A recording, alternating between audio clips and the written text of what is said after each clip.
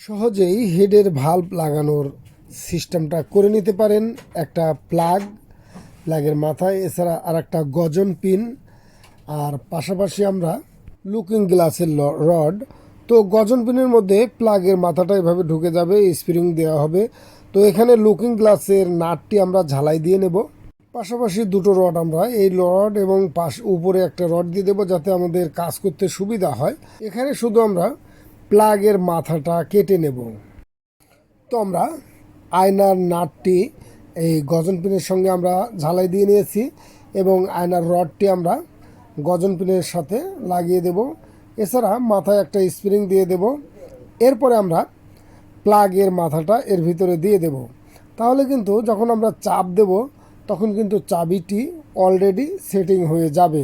তো ঠিক এভাবে কিন্তু সহজেই আমরা ভাল্ব সেটিং করতে পারি। পূর্বে যেভাবে করেছিলাম অনেক কষ্ট হয়, এছাড়া ভাল্বের লক ছুটে যাওয়ার সম্ভাবনা থাকে। আর এভাবে কাজ করলে কিন্তু ভাল্ব লক ছুটে যাবে না। ঠিক এভাবে আমরা ঠাসি দিলেই লক আপনা আপ লেগে যাবে। তো এভাবে কাজ করাটাই উত্তম। তো পূর্বে কিন্তু আমরা যেভাবে কষ্ট করেছি, এখন কিন্তু এই সিস্টেমটা করার পরে আর কোনো কষ্ট করতে হয় না।